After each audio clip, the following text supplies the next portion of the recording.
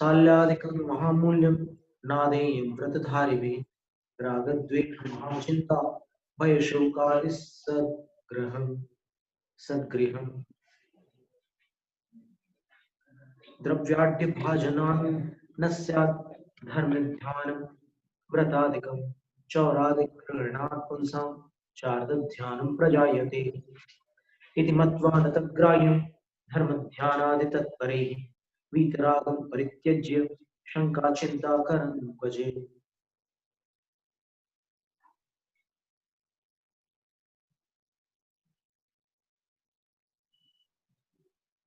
भिक्षा के लिए स्वल्पम आदर उदाहरण।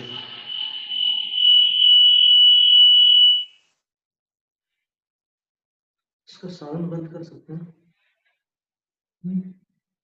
और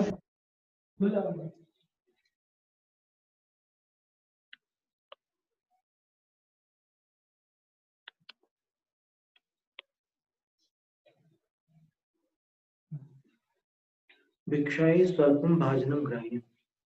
भिक्षा के लिए एक अल्प पात्र ग्रहण करने योग्य है जो चौर भयातिगम चोरों के भय से परे हो, यानी किसी को चोरी करने की इच्छा न हो, और विराग हो जिसमें राग उत्पन्न न होता हो, और त्यक्त सम्मान सुरक्षा चिंता आदि, फिर जिसमें सम्मान सुरक्षा और चिंता आदि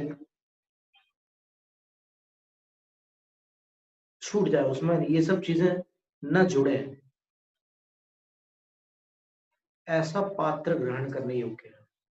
तो नरई स्थाल्यादिकम महामूल्यम नादेयम, और बड़ी बड़ी जो थाली वगैरह होती है और अधिक मूल्यवान जो पदार्थ होते हैं, व्रत धारण करने वालों को ऐसे पात्र ग्रहण नहीं करना चाहिए। क्षुल्लकों की अवस्था में जो है उनको थालियां वगैरह जो है और अधिक कीमती जो पात्र हैं वो ग्रहण नहीं करना चाहिए। राग द्वेष और बड़ी बड़ी चिंताएं, भय, शोक आदि का वो स्थान होता है।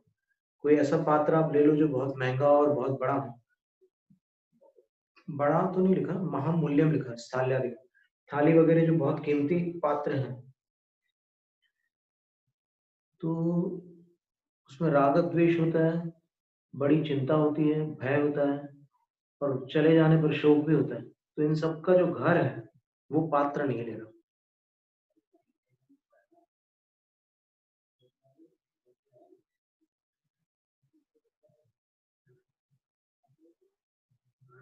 और द्रव्याढ्य भाजना न स्यात् धर्म ध्यान व्रतादिकम, महंगे पात्रों से धर्म ध्यान और व्रत आदि नहीं हो पाते, और चोर आदि के द्वारा ग्रहण हो जाने से मनुष्यों के अंदर आर्त ध्यान उत्पन्न हो जाता है। इति मत्वा न तद्ग्राह्यम्, ऐसा जानकर उनको ग्रहण नहीं करना चाहिए। धर्म ध्यान आदि में तत्पर रहने वालों को उनको ग्रहण नहीं करना चाहिए। और वीतरागम परित्यज्य शंका चिंता कर्म कुछ, जिसमें राग न उत्पन्न होता हो उसको तो ग्रहण कर सकते हैं, उसको छोड़कर जो शंका और चिंता उत्पन्न करने वाले हैं उनको कहीं पर भी ग्रहण नहीं करना चाहिए। और फिर कह रहे हैं योग्य काले तदादाय मुहूर्ते सप्त संगते दिने परिग्रहे योग्य भिक्षार्थम संभ्रमित प्रति। तो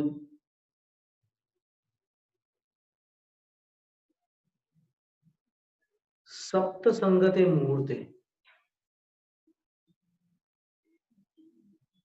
7 मुहूर्त दिन निकल जाने के उपरांत योग्य काले, जो भिक्षा का योग्य काल है, उस समय तद आदाय, उस पात्र को स्वीकार करके।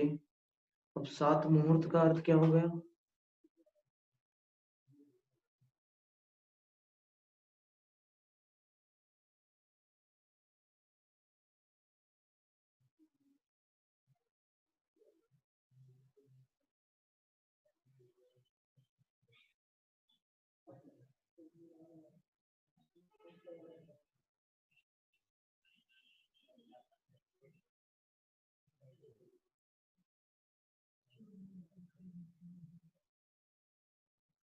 पांच मुहूर्त बराबर 4 घंटे होता है।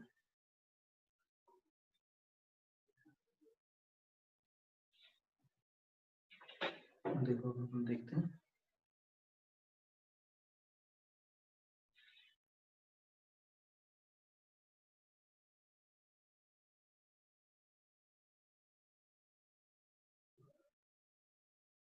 बिल्कुल ठीक है। तो 4 घंटे में फिर 1 घंटे 36 मिनट और मिलाना होगा।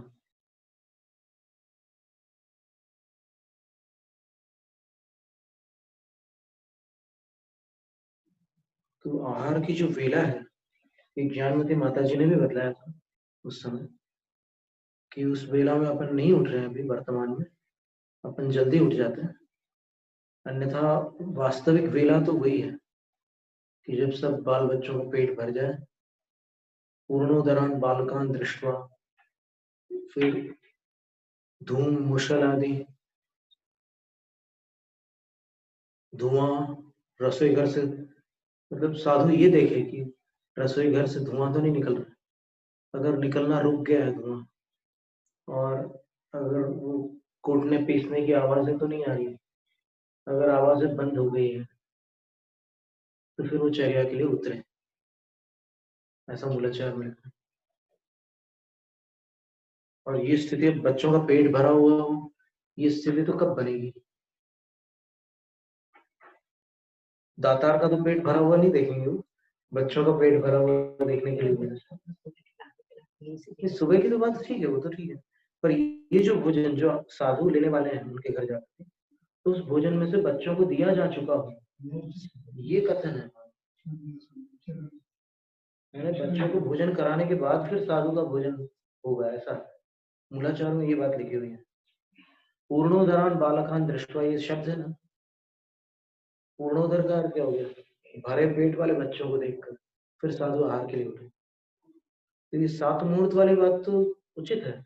7 मुहूर्त का अर्थ हो गया 5.5 घंटे और 6 मिनट। तो अब सूर्यास्त, सूर्योदय से अपन देखें तो अभी जो सूर्योदय हो रहा है वो लगभग 6:15 बजे हो रहा है। तो 6:15 से 5.5 घंटे आप पढ़ाओ, कितना हो गया? 6:15 बजे, 11:15 हो गया।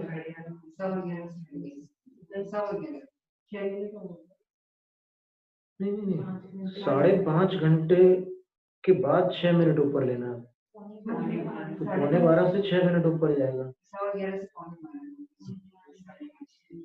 11:15 बजे मतलब हरी झंडी है, लेकिन सामयिक का समय हो गया तो पहले करके। वो त्रिकाल प्रतिमा योग में आता है इसमें। सामयिक तो है ना, जो षडावश्यकों में सामयिक है, वो तो सर्वकाल है। श्रावकों की सामयिक 3 काल है, त्रिकाल सामयिक है, और मुनियों के लिए त्रिकाल वंदना है। सामयिक में उन्होंने ये भी लिखा है टीका में, त्रिकाल वंदना करणम सामयिक व्रतम भवति, ऐसा भी लिखा है मुनियों के उसमें 28 गुणों में। 3 काल वंदना करना भी सामयिक व्रत में ही सम्मिलित है। और वैसे तो सामयिक आपको हमेशा ही रखनी है, हमेशा समता भाव रखना है, पर ये अहोरात्र में 11 नियम भी हैं मुनियों के, वो भी हम आपको बता दें पढ़ के। उन 11 नियमों में देखिए, एक जानकारी की बात है और महत्व की बात है, ये मूलाचार के बाहर की बात है। मूलाचार में इसका विरोध नहीं है, लेकिन ये एक अलग विषय है कि साधु को 24 घंटे में 11 नियम पालने होते हैं। वो 11 नियमों का नाम अपन पढ़ लेते हैं, उनके नाम पढ़ लेते हैं। नहीं, ये नियम साहब में हम निकाल रहे हैं।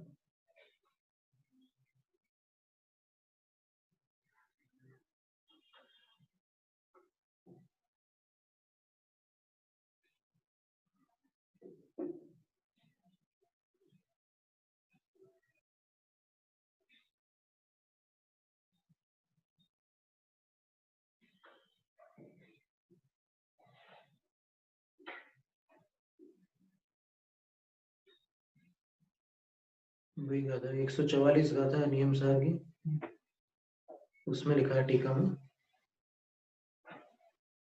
यह खलु जो नियम से जिनेन्द्र वदनार बिंद विनिर्गत परमाचार शास्त्र क्रमेण, जिनेन्द्र भगवान के मुखार बिंद से निकले उत्तम आचार शास्त्र के क्रम से सदा संयत सन, हमेशा संयत होते रहते हुए शुभोपयोगी चरित, शुभोपयोग के विषय में आचरण करते हैं,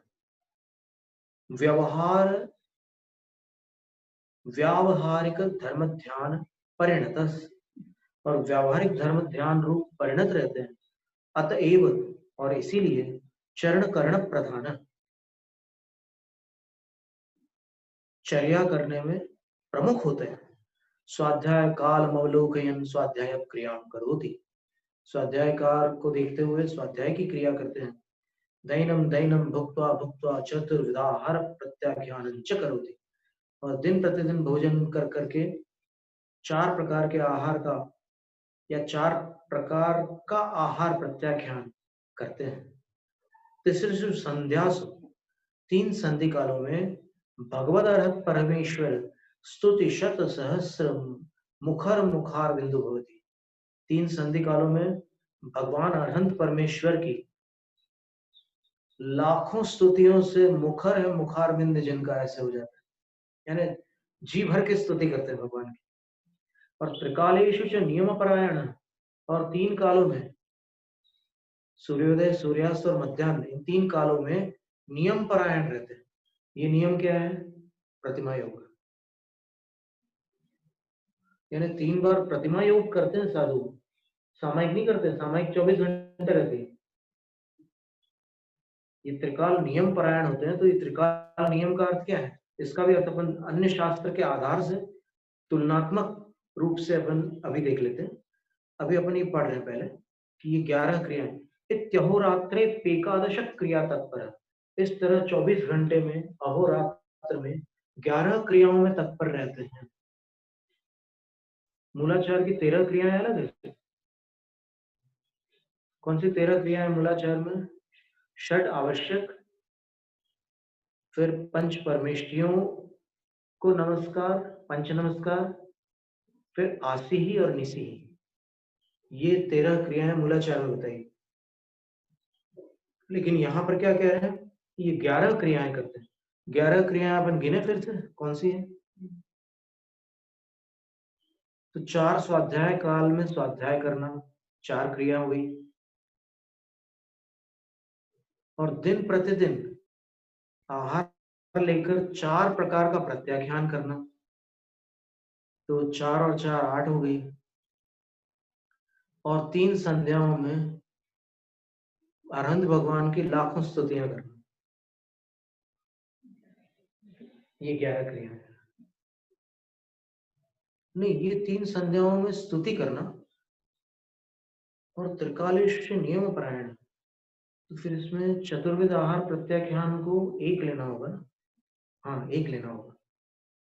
तो चतुर्विध आहार का जो प्रत्याख्यान है उसको 1 क्रिया लेना, 4 स्वाध्याय क्रिया, 1 आहार प्रत्याख्यान क्रिया, और 3 संध्याओं में स्तुति क्रिया, अब 8 हुई। और 3 कालों में नियम परायण होना, प्रतिमा योग धारण करना, इसको अपन उत्तर पुराण में पार्श्वनाथ भगवान का जो चरित्र है उसमें अरविंद मुनिराज जब शिखर जी की वंदना के लिए जाते हैं तो फिर वो प्रतिमा योग में स्थित होते हैं, और वहां पर आचार्य गुणभद्र स्वामी ने लिखा है कि साधु अपने नियमों का उल्लंघन नहीं करते, नियम का उल्लंघन नहीं करते, यानी त्रिकाल नियम का उल्लंघन नहीं करते। तो ये त्रिकाल नियम वो है, उत्तर पुराण में निकाला है पार्श्वनाथ भगवान की कथा में। 3 संध्याओं में स्तुति अलग है, 3 प्रतिमा बिल्कुल अलग है, अलग है। गिनती 11 कर रहे हैं ना, तो 11 की गिनती उन 3 प्रतिमा योगों को अलग ले रहे हैं और 3 बार की स्तुतियों को अलग ले रहे हैं। त्रिकाल की जो स्तुतियां हैं संधि कालों की उसको अलग ले रहे हैं, और 3 कालों के जो नियम परायण हो रहे हैं वो यानी प्रतिमा योग धारण कर रहे हैं। यानी मुनि के लिए 3 बार प्रतिमा योग धारण करने का प्रावधान है। वो सामायिक नहीं कह सकते उसको, सामायिक तो ठीक है, उसमें सर्वार्थ सिद्धि में जिस सामायिक शब्द का अर्थ क्या बताया कि वो नियत काल और फिर अनियत काल होती है सामायिक। अनियत काल तो चल ही रही है अपनी सामायिक, और नियत काल में स्वाध्याय आदि को सामायिक कहा हुआ। अनियत काल सामायिक किसको कहा? स्वाध्याय आदि। स्वाध्याय आदि को अनियत कालीन सामायिक कहा। तो यहाँ पर सामायिक आवश्यक के अंतर्गत तो समता भाव धारण करना ही सामायिक है। और यहाँ पर ये त्रिकाल प्रतिमा योग, ये अलग से क्रिया है, ये नियम है। क्योंकि 24 घंटे में साधु को 11 क्रियाएं करनी है। 11 क्रियाओं में 4 स्वाध्याय क्रिया है। जैसे ज्ञानमती माता जी ने बोला था कि अपर रात्रिक स्वाध्याय कर रहे हैं कोई साधु, यानी आधी रात के बाद का जो स्वाध्याय है और सुबह प्रतिक्रमण के पहले का जो स्वाध्याय है, तो उस समय जरूरी नहीं है कि आपको प्रकाश मिले, और बहुत से साधु प्रकाश का प्रयोग भी नहीं करते। तो उस समय क्या करना? तो माता जी ने कहा कि वो तो गणधर वाले मंगल दंडक जो है ना, बस उसी का स्वाध्याय कर लिया, जो कंठस्थ है उसी का स्वाध्याय कर लिया। और उसके बाद पौराणिक स्वाध्याय, अपराणिक स्वाध्याय, फिर प्रादोषिक स्वाध्याय, पूर्व रात्रिक। विद्वान साधु उनका हो गया। हाँ, अनपढ़ है और क्या नहीं सामायिक नहीं, स्वाध्याय। पढ़ना ही पड़ेगा। हाँ, उनको कुछ करना होगा, सही बात है। तो बोलेगा नमकार मंत्र पर जितना है सरकारी गंधक के कितने प्रकार के हैं, इसको हम ध्यान करते हैं। कैसे हम पढ़े लिखे हो, जो पढ़े लिखे हो क्या करेंगे, उनको एक जाति में बन जाओ। आचार्य जी एक बात हम बता रहे हैं, यहाँ जो 1000 वर्ष पुराने शास्त्र मिल रहे हैं कन्नड़ भाषा के, यहाँ के कन्नड़ भाषा के पुराने जो शास्त्र हैं, उन सभी शास्त्रों में लिखा है कि दीक्षा के बाद जो दीक्षित है शिष्य, उनको गुरु के सानिध्य में 12 वर्षों तक ज्ञान प्राप्त करना होता है। और उसके बाद फिर गुरु उनको फिर अपने संघ से बाहर भ्रमण करने की अनुमति देते हैं, ऐसा लिखा है। तो जब तक गुरु के साथ है तो चिंता ही नहीं है, सब सामूहिक होता ही रहेगा वहां। वो तो होता रहता है, फिर भी। और यहाँ तक कि आचार्य जिनसेन स्वामी ने महापुराण में बाहुबली स्वामी के विषय में लिखा है कि बाहुबली स्वामी ने विरक्त होकर के दीक्षा लेकर सीधे सीधे कायोत्सर्ग नहीं किया था। उन्होंने गुरु के सानिध्य में रह करके स्वाध्याय किया था, ज्ञान प्राप्त किया था, और ज्ञान प्राप्त करने के बाद उन्होंने विहार किया था। ये भी उल्लेख है आदि पुराण में, हम पढ़ के सुनाते हैं। आदि पुराण बोलते हैं आज उसमें, महापुराण नाम है उसका। देखिए हम बता रहे हैं।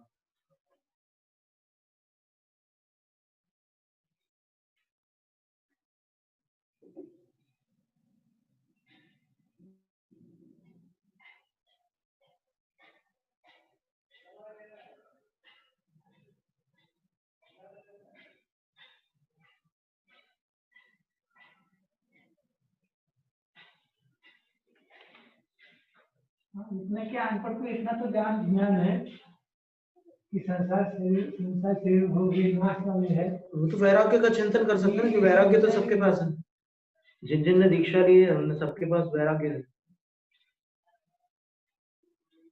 लेकिन जिसको समझ में आ गई ये संसार का सार है, तो भी उसको छोड़ नहीं रहे, कितने लोग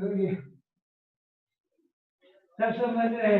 नहीं वो कोई क्या है, वो असली में क्या होता है कि पूर्व भाव में अगर कोई निदान वगैरह किया होता है ना, तो फिर कुछ चीजें एकदम छूट नहीं पाती, फिर उसमें बंध जाते हैं। तो उसमें भी उसको जबरदस्ती निकलना ही पड़ेगा। ये सब रहेगा तो ऐसे रहते हैं कि तुम्हारा हमें मालूम नहीं है, कैसे में बातें करते करते जा रहे हैं। ये सब पता लगने के बाद फिर भी नहीं जाते, कितनी कर्म को बंद है। क्योंकि जो अपने संसार में रहेंगे तो चक्रवर्ती भी क्यों न हो, सब नरक जाएंगे। संसार में जाते संसार से हो नहीं सकता। ये क्या मालूम क्या आगे हमको जैन को मिले, कोई पता है? उन्हें जन्म तो मिल जाएगा, पुण्य इतने किए, सब कुछ किया है, लेकिन कहाँ जन्म होगा ये पता नहीं है ना। किसके जीवन में जाएंगे, अगर अध्ययन में चले गए गई गाड़ी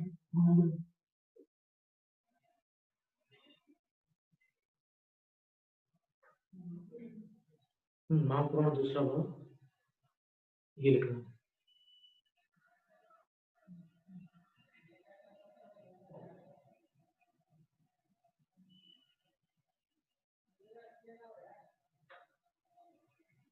बाहुबली स्वामी को कौन से रिद्धियां प्राप्त हुई थी उसका भी एक संग्रह करना होगा, उसका भी वर्णन नहीं होगा।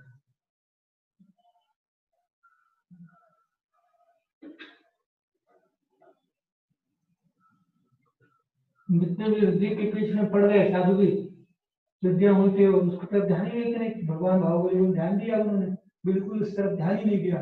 और जो भी रिद्धियों के ऊपर विद्याओं के अंदर वो घुसे रहे तो उनको क्या हो गया 11 रुद्र, रुद्र जो बना ना, जो आजकल बोलते हैं महादेव शंकर, ये दिगंबर मुनि उन्हें रिद्धि वैद्य विद्याओं में पड़ गया, अब वही शंकर बन गए, शंकर जी बन गए और क्या बन गए हिंदू।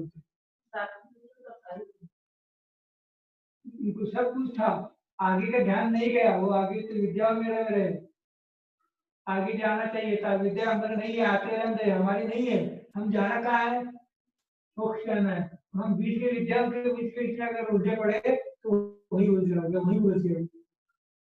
फिर उस क्या बोलते हैं पार्वती गर्भवती व शंकर इसमें बताया धवला की 9वीं पुस्तक में बताया कि जब वो ऋषि वो जो विद्याएं जिनको प्राप्त हो जाती है वो जब उसका प्रयोग कर लेते हैं तो उनका परमेष्ठी पद नष्ट हो जाता है। प्रयोग नहीं करना, हाँ विद्याओं का प्रयोग है, रिद्धियों का प्रयोग करने से नहीं, विद्याओं का प्रयोग करने से, क्योंकि वो दैवी शक्तियां हैं, नुकसान है। रिद्धियां तो आत्मिक शक्तियां हैं, दोनों में अंतर है, ये सिद्धियां हैं।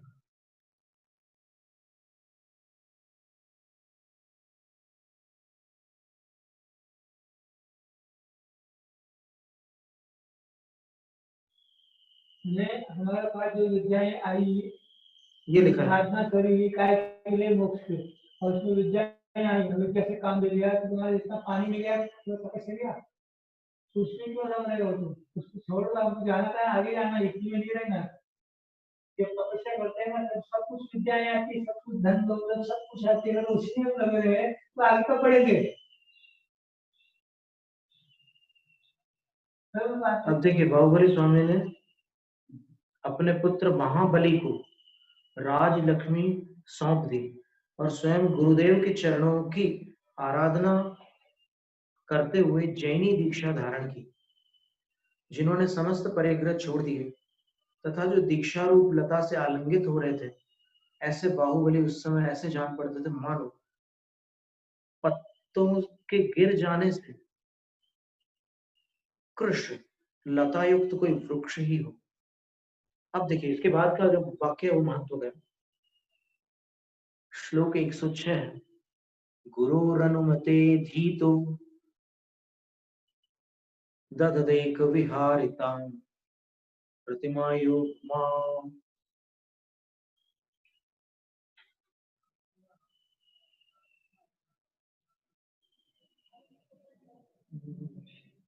अक्षर साफ नहीं, वर्षा होगा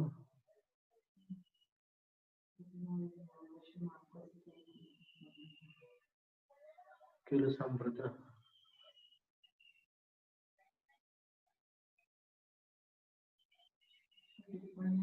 गुरु की आज्ञा में रहकर, आदि पुराण में महापुराण का दूसरा भाग है पृष्ठ 209।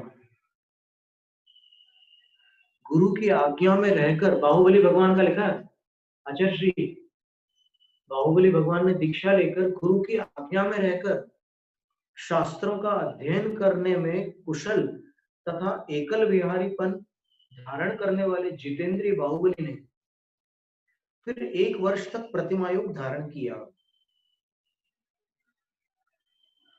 इसका अर्थ ये हुआ कि उन्होंने शास्त्रों का भी अध्ययन किया, एकल विहार भी किया और फिर प्रतिमा योग धारण किया।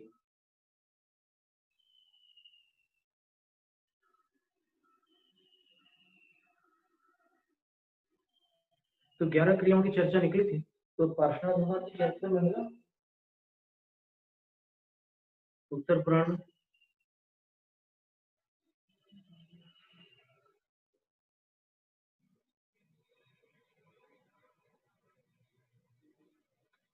चलो निकालते हैं।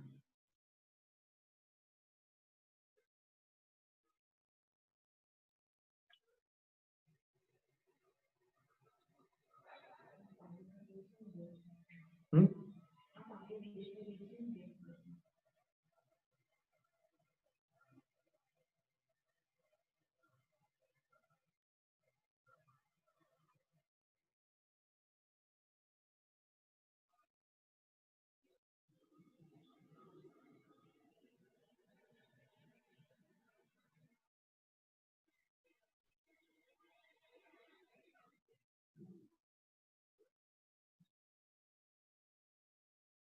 ये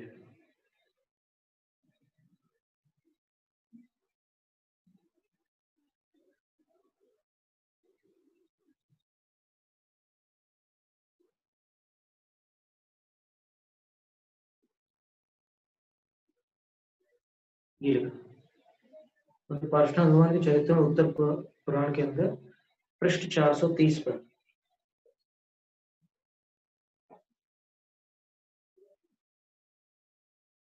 ये जो पार्श्वनाथ भगवान का जीव था वो हाथी के पर्याय में था उस समय, तब उनका वर्णन है कि उनके जो राजा थे वो दीक्षा लेकर मुनि हो गए थे। कमट और मरुभूति दोनों भाई थे ना, तो ये दोनों पुरोहित थे, पर कुछ बात बिगड़ गई, यानी कमट के अंदर कोई मतलब मरुभूति की पत्नी के प्रति विकार आ गया, तो फिर बात बिगड़ गई और मरुभूति ने दीक्षा ले ली। मरुभूति ने दीक्षा नहीं ली, कमट वो बन गया, तापस बन गया। तो ये सब कथा आती है उसमें। फिर मरुभूति मर करके हाथी बनता है और कमट मर करके सांप बनता है, कुक्कुट सर।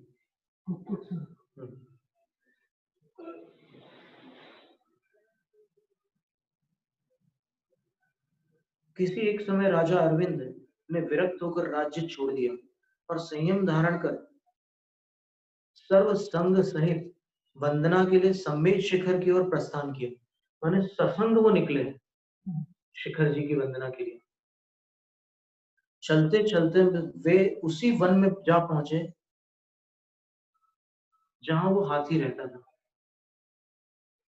हाथी का नाम वज्रघोष था, पार्श्वनाथ भगवान का जीव। और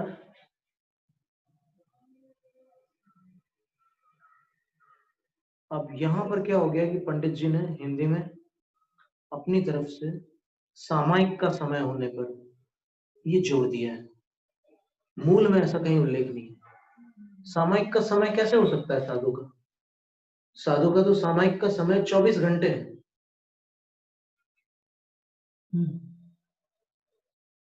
अपन संस्कृत से पढ़ते हैं, चलो ठीक है। व्रजन वने स्वेलायाम प्रतिमा योग मागमत। वने व्रजन, वन से विहार करते हुए, ससंग जो अरविंद मुनिराज थे, शिखर जी की यात्रा कर रहे थे, वो सल्लकी वन में पहुंच गए हैं। तो वने व्रजन, वन से विहार, वन में विहार करते हुए, स्वेलायाम, अपनी वेला के आने पर, प्रतिमा योग मागमत। अब साफ लिखा है वो वेला प्रतिमा योग की वेला है, तो अब यहाँ सामायिक शब्द कहां से आ गया? पर चलन में जो चीज रहती है वो रहती है अस्तित्व में। जो भी अनुवादक है या जो भी व्याख्याता है, वो जो चलन में होता है उससे प्रभावित रहता है अपने काल से, तो उनके द्वारा ऐसे शब्द लेखन में या फिर वचन में आ जाते हैं। पर यहाँ मूल में सामायिक की वेला नहीं है, स्ववेला, प्रतिमा योग, प्रतिमा योग की स्ववेला है। इसका अर्थ क्या हुआ? क्योंकि इसके आगे वाला अपन पढ़ते हैं पहले, प्रतिमा योग मागम, प्रतिमा योग को प्राप्त हुए, ठीक है, अपनी वेला पर। नोल्लंघन नियोगम मनागपि मनस्विना, जो मनस्वी लोग होते हैं, सुंदर मन वाले, वे अपने नियोग का रंच मात्र भी उल्लंघन नहीं करते। ये नियोग कौन सा है? वो 11 क्रिया है। तो 11 क्रियाओं में ये प्रतिमा योग कौन सी क्रिया में आएगा? स्वाध्याय में तो नहीं आ सकता, स्तुति में तो नहीं आ सकता, सामायिक में भी नहीं आ सकता, क्योंकि सामायिक हमेशा के लिए है। तो ये जो क्रिया है प्रतिमा योग की, ये प्रतिमा योग की क्रिया त्रिकाल नियम में आती है। तो साधु जो 3 बार प्रतिमा योग धारण करते हैं, प्रतिमा योग का मूर्तिवत खड़े होना या बैठना, वो प्रतिमा योग, प्रतिमा के समान हो जाना। तो ये अपना नियोग मनस्वी जन नहीं छोड़ते। नियोग का अर्थ नियम है, क्योंकि तेजस्वी मनुष्य अपने नियम का थोड़ा भी उल्लंघन नहीं करते हैं। तो प्रतिमा योग धारण किया, तो नियम का अर्थ प्रतिमा योग। तो ये चर्चा अपनी कहां से प्रारंभ हुई थी? मुनिचर्या में जो 11 क्रियाएं थी, वहां से प्रारंभ हुई थी ये चर्चा।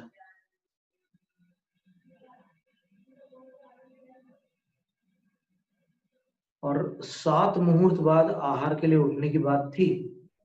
तो वो जो मध्याह्न काल में साधु के लिए सामायिक का समय नहीं है, प्रतिमा योग का समय है।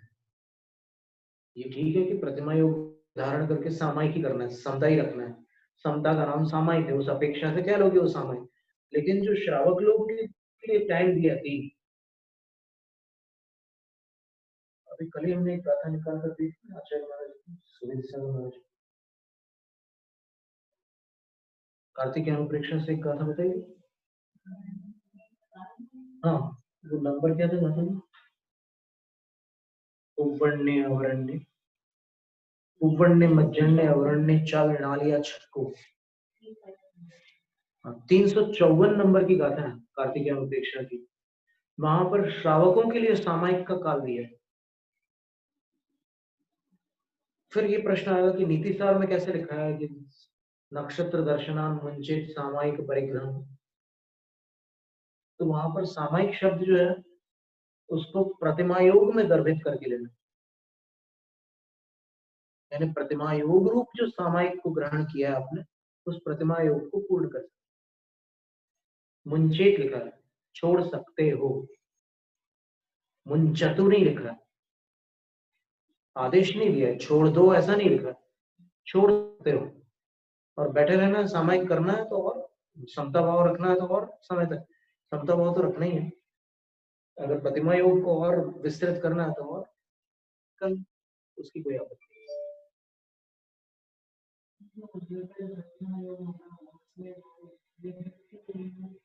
तो गुप्ती रूप है ना, 3 गुप्ती रूप होगा वो, उसको प्रतिमा योग कहेंगे। सामायिक उसका शिक्षा व्रत है वो उनके लिए। नहीं, हाँ वो भक्ति वगैरह तो ठीक है, पर सामायिक में वो भी तो बताया ना, अशरण मनुष्य अशुभ नित्य, और शरीर की मुद्रा को स्थिर रखना, ये सब भी बताया। खड़मिक कमाविचल अंगो, ये सब कितनी सारी बातें हैं। तो सामायिक केवल प्रवृत्त्यात्मक नहीं है, दोनों प्रकार की। जो पाठ है वो प्रवृत्ति रूप है, और जो गुप्ति रूप है वो ध्यान हो सकती है ना, क्योंकि शुद्ध भावना बताई है सामायिक आदि काल में श्रावक के लिए। तो शुद्ध भावना जो है सामायिक के काल में कैसे बनेगी? वो प्रवृत्ति में तो शुभ भावना बनेगी, निवृत्ति में ही शुद्ध भावना बनेगी। ऐसा है। प्रवचन सार की 248 नंबर का था।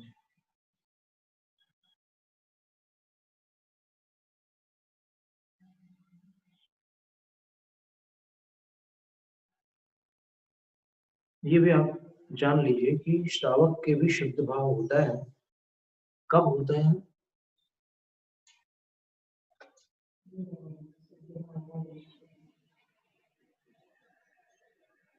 ना? 248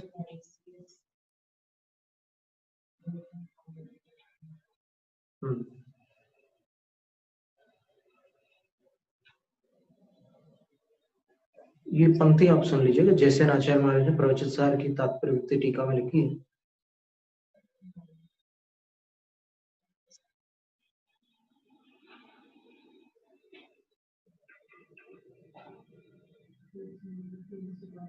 श्रावकाणामपि सामायिकादिकाले शुद्ध भावना दृश्यते।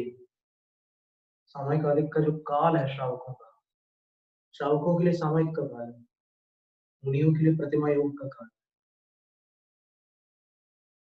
और उसमें मुनिराज समता धारण करते हैं, इसलिए श्रावक के लिए वो शिक्षा व्रत में सामायिक शब्द, सामायिक का काल। और सामायिक आदि का अर्थ क्या लेना? मान लो सामायिक का काल ना हो, 3 काल है सामायिक के, तो अकाल में अगर वो सामायिक करने लग जाए श्रावक तो निषेध नहीं। इतरत्र पुनः समय न कृतम दोषाय तद गुणाय कृतम। आचार्य अमृतचंद सूरी ने लिखा है कि 2 संध्याओं के अलावा कोई अन्य समय पर भी सामायिक कर ले तो न कृतम दोष है, उसमें दोष नहीं लगता है, तद गुणाय कृतम, उससे गुण की वृद्धि होती है सामायिक करने से, ऐसा। तो वो आदि काल हो गया। मूल काल तो सामायिक का जो काल था वो काल है, पूर्वान्न, मध्याह्न और अपराह्न, और बीच का कोई काल है उसमें आप ध्यान लगा के बैठ जाए तो आदि काल हो गया। तो उस काल में श्रावकाणाम अपि शुद्ध भावना दृश्यते, श्रावकों के पास भी शुद्ध भावना देखी जाती है। किनके द्वारा देखी जाती है? तो जिनेंद्र भगवान आदि के द्वारा। सब लोग थोड़ी देख सकते हैं अंदर की भावना।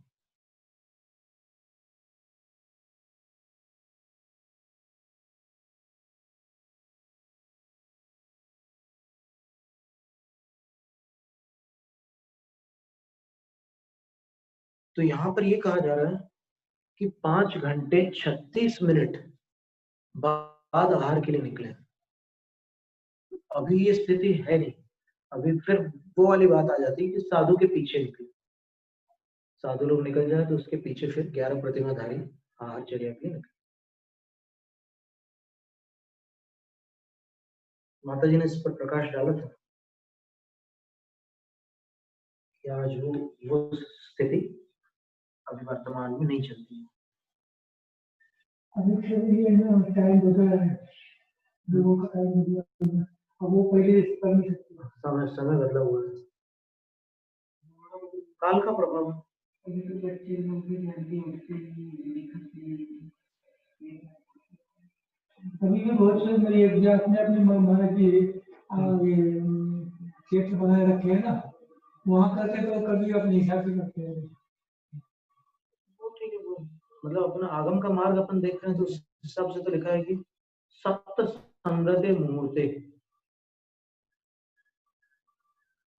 सप्त संगत मुहूर्त हो जाने पर, यानी 7 मुहूर्त दिन चढ़ जाने पर तद आदाय पात्र स्वीकार ग्रहण करके योग्य काले उचित समय पर दिने परिग्रहे योग्य, दिन के समय सप्त संगति दिने, ऐसा लिखा, दिन 7 मुहूर्त उठ जाने पर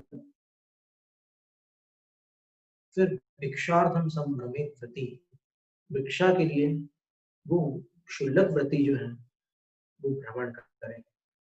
यहाँ व्रती शब्द का अर्थ बोले ना उत्तम अनुव्रति या परम अनुव्रति, तो उसके भली भांति भ्रमण करें भिक्षा के लिए।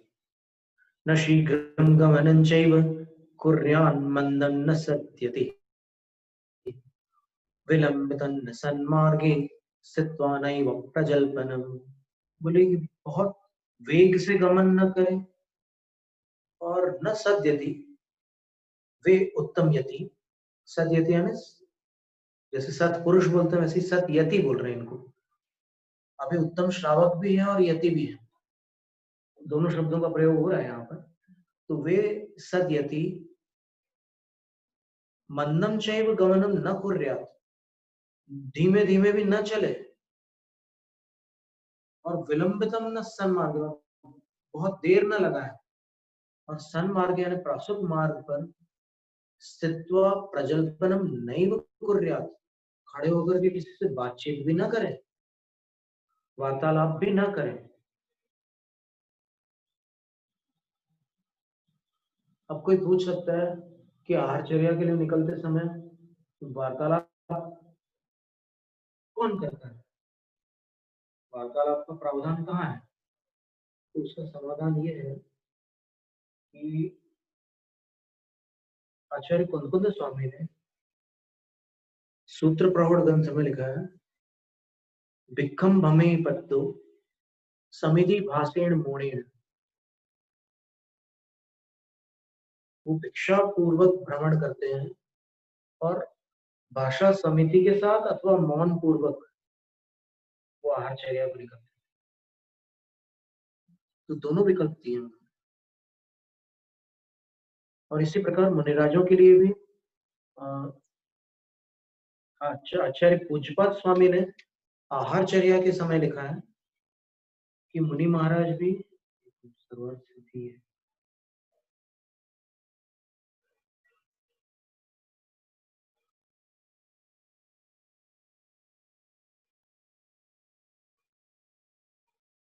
पढ़ के सुना रहा हूँ।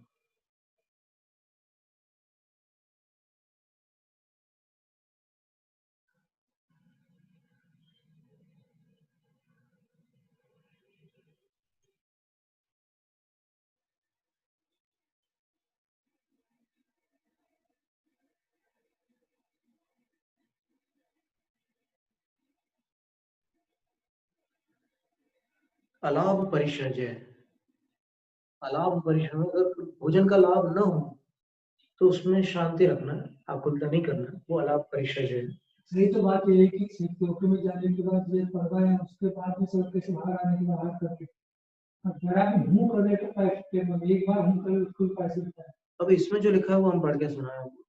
वायुवद असंगात अनेक देशचारिणो व्युपगतैक काल संभोजनस्य वाचनीयमस्य तत्समितस्य वा सकृत स्वतनुदर्शन मात्र तंत्रस्य पाणिपुट मात्र पात्रस्य बहुषु दिवसेषु च गृहेषु भिक्षामनवाप्य अपि असंकृष्ट चेतसः।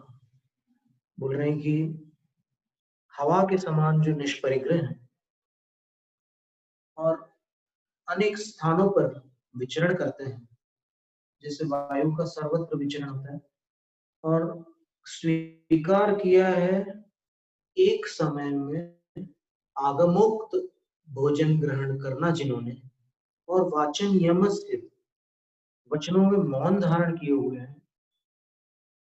तत्समितस्य वा अथवा भाषा समिति के धारी हैं। आहारचर्या के समय की बात चल रही है।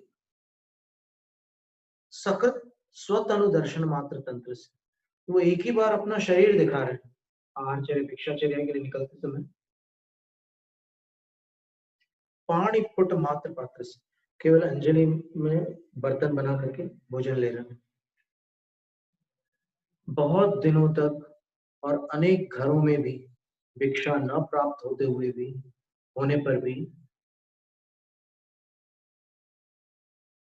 जो अपने अंदर कषाय का आवेग नहीं उत्पन्न करते, असंक्लिष्ट चेतस, संक्लेश का अर्थ कषाय का आवेग, उसको उत्पन्न नहीं करते, असाता के योग्य भाव को संक्लेश कहते हैं।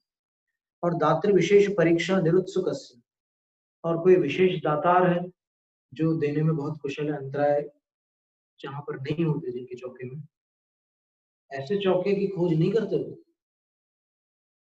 कई दिनों तक भोजन न मिलने पर भी वो ऐसे चौके को नहीं ढूंढते कि जहां अंतराय की संभावना न हो। और लाभाद लाभों में परंतप, मुझे भोजन का लाभ होगा और अलाभ भी हो सकता है, तो लाभ की अपेक्षा मेरे लिए भोजन का अलाभ परंतप है। इति संतुष्टस्य, इस तरह संतुष्ट रहने वाले जो साधु हैं उनके लिए अलाभ विजयो विषय, अलाभ परीक्षण पर विजय जाना। अब ये बकुश मुनि जो होते हैं उनको कभी कभी उत्तर गुणों में दोष लगता है, लेकिन कुलाप मुनि जो होते हैं वो उत्तर गुणों की भावना नहीं रखते। और वर्तमान में ये ऐसा काल आ चुका है कि यहाँ पर बकुश, फिर और ऊपर के जो निर्गंथ हैं, उनकी उपलब्धि इस काल में, इस क्षेत्र में नहीं है। अभी पुलाह मुनियों का अस्तित्व है, ऐसा बड़े बड़े आचार्यों ने और विद्वानों ने स्वीकार किया है। आगम में जो भी साधुचर्या का वर्णन है उसको देखते हुए अपन स्तुति में कोई साधु को अत्यधिक महान कहें उसमें तो वो भक्ति का मार्ग हो जाता है। लेकिन सिद्धांत से अपन देखें जो 5 प्रकार के निर्ग्रंथ बताए हैं, उन 5 निर्ग्रंथों में वर्तमान की जो स्थिति है उसको देखने पर बकुशपति से मुनियों के दर्शन आज उपलब्ध नहीं है। पुलाव मुनिराज है, और पुलाव भी भावलिंगी मुनि होते हैं, उसमें कोई आपत्ति नहीं है। तो ये परिचय जो है वो उनके पास है, ऊपर वाले जो मुनिराज है। तो वर्तमान में अगर परिचय में कुछ कमी है तो ऐसा नहीं है कि साधुत्व समाप्त हो गए। अगर संयम का घात करते हैं, माने मूल से ही पूरा संयम नष्ट हो जाता है, तब वो स्थिति बनती है। पर फिर उसके भी विभिन्न प्रकार के प्रायश्चित हैं। अतिक्रम के प्रायश्चित अलग है, व्यतिक्रम के अलग है, अतिचार के अलग है, अनाचार के अलग है, आभोग के अलग है, अनाभोग के अलग प्रायश्चित। तो शुद्धिकरण का भी मार्ग है। इसलिए यदि किसी का पतन होता है तो उसके प्रति अपने को भीतर में विद्वेष भावना आदि न ला करके उनके स्थितिकरण का भाव करना योग्य है। सम्यक दर्शन की रक्षा करनी हो तो एक ध्यान में रखने की बात है कि जो सम्यक दृष्टि का जो वात्सल्य होता है वो वात्सल्य सधर्मा जनों के प्रति होता है, और सधर्मा जन जितने भी वो छद्मस्त है, वो सर्वज्ञ नहीं है। सर्वज्ञ के प्रति भक्ति होती है, गुरुजनों के प्रति भी भक्ति होती है, लेकिन जो छद्मस्त है और जिनके अंदर कर्मों का उदय अभी प्रवर्तमान है, कर्मों के उदय में बहुत कुछ संभव है। तो यदि कोई ऐसी स्थिति बनती है त्रुटियों वाली, तो सम्यक दृष्टि का वात्सल्य नष्ट नहीं होता। और सम्यक दर्शन के 8 अंगों में, सम्यक दर्शन के 8 गुणों में और सम्यक दर्शन के 8 चिन्हों में, ये 3 प्रकार के वर्णन है शास्त्रों में। सम्यक दर्शन के 8 अंग सब जानते हैं, सम्यक दर्शन के 8 गुण कुछ लोग जानते हैं, और सम्यक दर्शन के 8 चिन्ह बहुत कम लोग जानते हैं। तीनों में एक समान है वात्सल्य। वात्सल्य तीनों में है। तो इससे स्पष्ट होता है कि वात्सल्य जो है वो कोई महत्वपूर्ण अंग है या गुण है या चिन्ह है।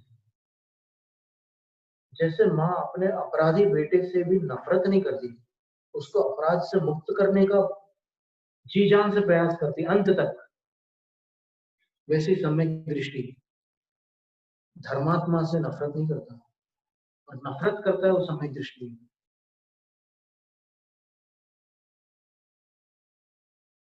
और धर्मात्मा जो है वो दर्शन भ्रष्ट नहीं है, वो चारित्र्यों के कषाय के उदय से दोष कर रहा है। और फिर भी स्थितिकरण में तो ये कह दिया है कि अगर मान लो श्रद्धा से भी कोई भटक रहा हो तो उसको भी संभाल लेना। दर्शनाथ चरणाथ वापी, दोनों बातें कह दी।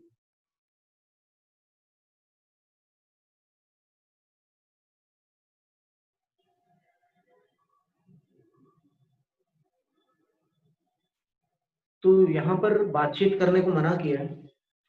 यद्यपि आचार्य कुंदकंद स्वामी ने सूत्र पौड़ में लिखा है समिति भाषण मौन, भाषा समिति के साथ या मौन पूर्वक आहारचर्या करे। कौन? ये 11वीं प्रतिमा धारी।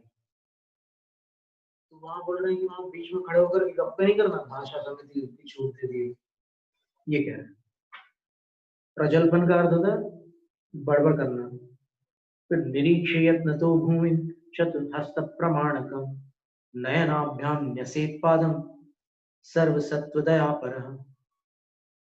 सावधानी पूर्वक भूमि को 4 हाथ तक देखकर, अपनी दोनों आंखों से 4 हाथ प्रमाण भूमि को देखकर पादम न्यसेत, पैर रखना। क्यों? सर्वसत्व दया पर, क्योंकि अभी तुम सब जीवों पर दया में तत्पर हो चुके हो। क्षुल्लक अवस्था धारण की तो अब वो सब बात नहीं चलेगी आपकी। पहले यहाँ पर कहना है कि माने सर्वसत्व ने स्थावर जीवों के प्रति भी दया में तत्पर हो। तरस हिंसा का त्याग अणुव्रत में था। अब यहाँ पर परम अणुव्रत है, उत्तम अणुव्रत है, तो अब स्थावर हिंसा का भी त्याग करना है। और चूंकि श्रावक धर्म में हो, इसलिए मुनि के समकक्ष न होने के कारण महाव्रती नहीं कह रहे, लेकिन अणुव्रती होते हुए भी परम अणुव्रती हो तो स्थावर हिंसा का त्याग रहेगा। तो सर्वसत्व दया पर कह दिया, सभी जीवों के प्रति दया में तत्पर होना है। ठीक है। फिर वैराग्यम भावयन् गच्छेत् देह भोग भवादिषु सद्गृहं त्यक्त संदोषम भिक्षान्वेषण तत्परः। वैराग्य भावित करते हुए कि देखो मुझे क्षुधा वेदना के कारण आहारचर्या के लिए निकलना पड़ रहा है, जबकि इस शरीर में कुछ नहीं है। तपस्या करना ही मनुष्य शरीर का सार है, और मैं आहार करने के लिए उठा। और फिर भोग के प्रति भी वैराग्य, मतलब जो स्वादिष्ट भोजन आदि है, मैं स्वाद के लिए नहीं कर रहा हूँ।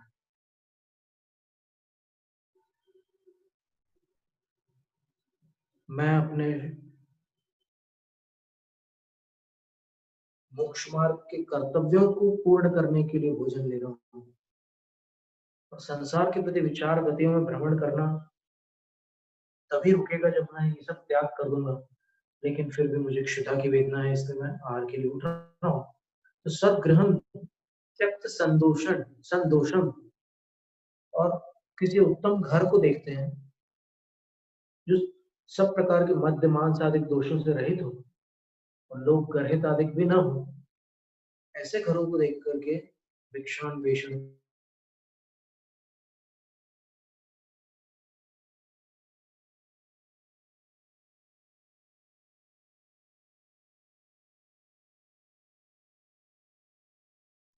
संयमी शब्द का भी प्रयोग किया है उनके लिए, क्योंकि वो अपनी भूमिका के तो संयमी है ही। कह रहे हैं कि ये निर्धन है, ये धन संपन्न है, इस प्रकार की चिंता छोड़ करके क्रम से वो जो श्रावकों के ग्रहों की पंक्ति है उसमें क्रम से प्रवेश करें। वे संयमी, भेदभाव न करें। गृहद्वार समासाद्य प्राप्त भिक्षान्न वा ततः लाभालाभेन संतुष्टो विषेदन्य गृहं पुनः। घर के द्वार को प्राप्त होकर वहां से भिक्षा प्राप्त करके अथवा न भी प्राप्त होने पर लाभ अलाभ दोनों में संतुष्ट रहते हुए अन्य गृह विषेक पुनः, फिर दूसरे किसी घर पर में प्रवेश करें। और प्रवेश वहीं तक करें, देखिए बताएंगे, जहां तक भिक्षुकों का प्रवेश मान्य है, उससे अधिक भीतर प्रवेश न करें। अनग्निपक्वमाहार बीज कंद फलादिकम पत्र पुष्पादिकम नैव नित्यं गृह्णाति तत्सद्वृति आहारं न समादेयं यत् रात्र्येक द्विसंस्थितम् स्वस्वाद चलितं जंतु युक्तम सद्ब्रह्मचारिणाम। बोलते हैं कि अग्नि पर न पका हुआ आहार न ले। फिर जो नित्य भोजन होता है, बीज कंद फल आदि, जो निंदनीय की श्रेणी में गिना जाने वाला बीज है या कंद है या फल आदि है, पत्र पुष्प आदि है, उसको भी सद्व्रती नैव गृह्णाति, जो उत्तम व्रती है, उत्कृष्ट श्रावक है, वो ग्रहण नहीं कर सकते। आहारम न समाधि, और एक रात्रि या 2 रात्रि का पड़ा हुआ जो आहार है वह भी क्षुल्लकों के द्वारा ग्रहण करने योग्य नहीं है। अथवा स्वस्वाद चलितम, अपने स्वाद से जो चलित है, जिसका स्वाद विचलित हो गया है, विकृत हो गया है, बिगड़ गया, ऐसा भोजन भी वो नहीं ले सकते। और सब ब्रह्मचारिण और उत्तम ब्रह्मचर्य को धारण करने वाले भिक्षुल्लक जंतु युक्तम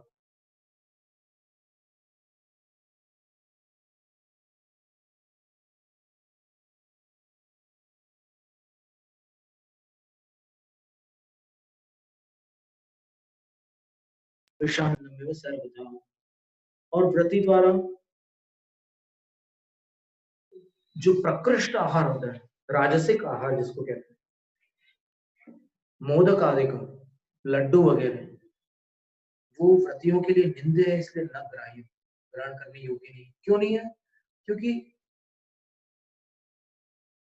कामाग्नि दीपकम, काम रूपी अग्नि को वो प्रज्वलित करता है।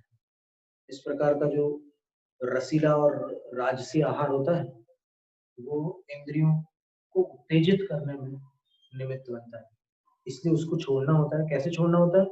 सर्वथा, सर्व प्रकार से छोड़ना होता है।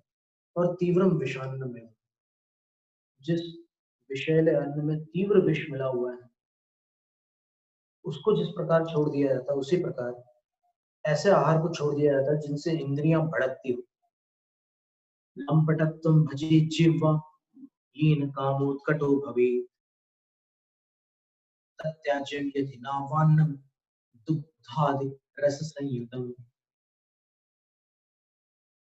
जिस आहार के द्वारा जिह्वा लंपटता को प्राप्त हो जाती है, अर्थात जिह्वा में आसक्ति उत्पन्न हो जाती है, जीव उस वस्तु के प्रति आसक्त हो जाती है, और येन कामोत्कटो भवेत्, और जिससे उत्कट काम उत्पन्न हो जाता है, यतिना तत् अन्नम दुग्ध रसादि संयुतम त्याज्यम।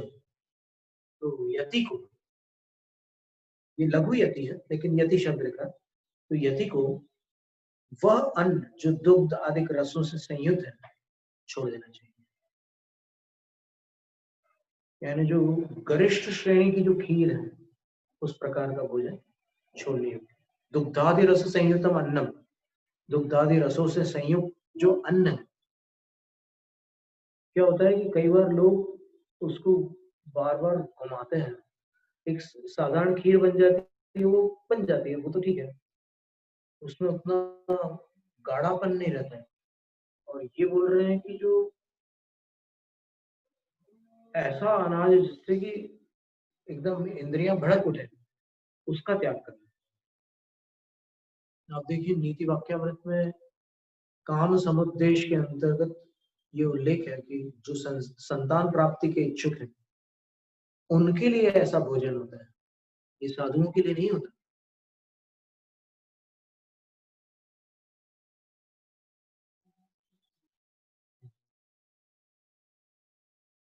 उड़द की खीर का लिखा हुआ, पश्चादेक गृहे स्थित्वा प्राप्त भिक्षाम तथा विनाम क्षुधा रोग क्षमार्थं च जिह्वा निग्रह तत्पर। फिर एक घर पर ठहर कर वे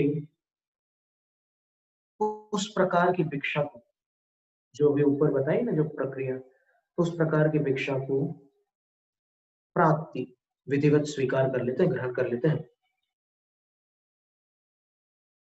और ग्रहण करते समय क्या लक्ष्य रहता है उनका?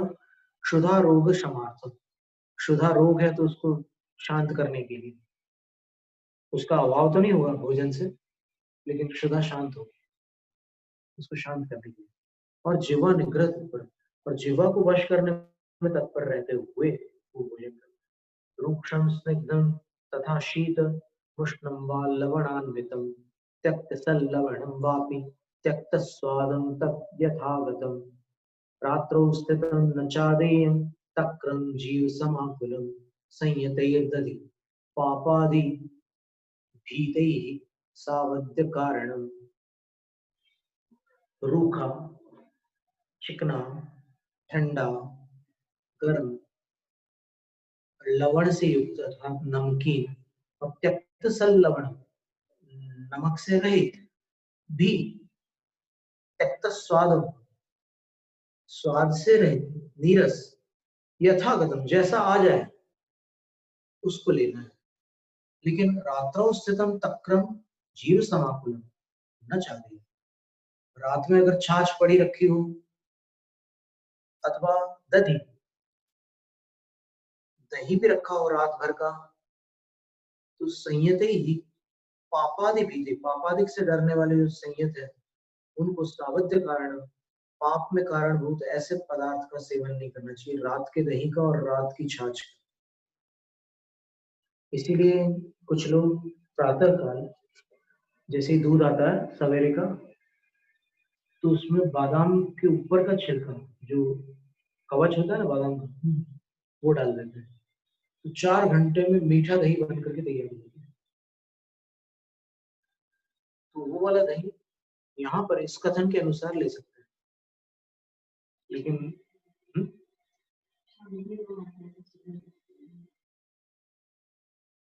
बादाम के बीज डाल के भी होता है नहीं होता होगा इसमें, लेकिन महाराज आचार्य ये लिखा कि रात्रौ स्थितम तक्रम दधि ना देयम सावध्य कारण, रात्रि में रखा हुआ तक्र यानी ताक छाछ और दधि यानी दही, ये पाप का कारण है, इसलिए इसका सेवन न करें श्रीलक महाराज। तो रात का दही नहीं लेंगे तो फिर सामान्यतः तो लोग शाम को जमाते हैं ना,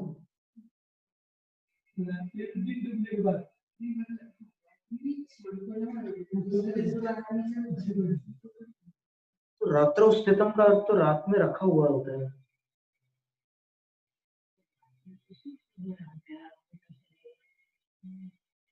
तो फिर तो दूसरा विकल्प तो यही बनेगा कि आप सवेरे उसमें बादाम का छिलका डाल दो और फिर वो जम जाए 4 घंटे में, वही ले, पर ठंड में तो नहीं संभव नहीं है।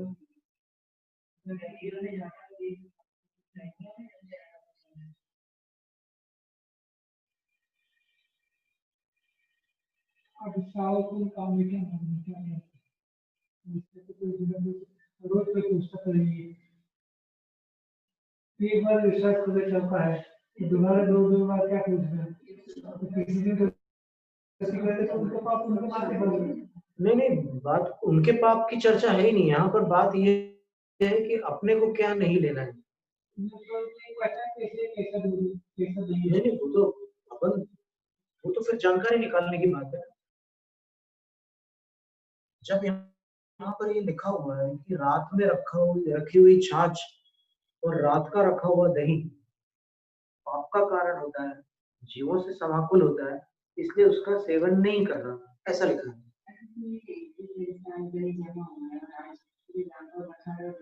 अच्छा, रात का रखा हुआ दही बोल रहे हैं, स्थितम दही। और जैसे मान लो आपने शाम को कुछ किया उसमें, फिर उसको सुरक्षित करके रात्रि के वातावरण से बचाकर उसको आपने रख दिया और वो अभी जमा भी नहीं, दही नहीं है, तो उसमें और इसमें अंतर तो पड़ रहा है। ये दो भिन्न भिन्न जातियां हैं, ये समझ में आ रही है। यहाँ पर रात का रखा हुआ दही क्या है, रात का दही बच गया तो रात कल तक रख लिया तो वो तो अब अच्छा ही है। हाँ, वो उसके लिए कह रहे हैं। आज का दही आपने रात भर रख लिया, ऐसा है। कौन सा?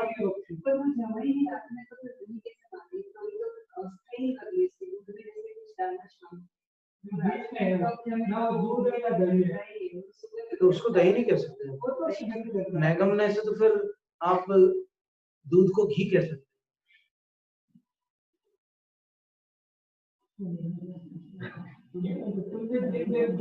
तो अपन यहाँ पर नयों का दुरुपयोग नहीं कर सकते।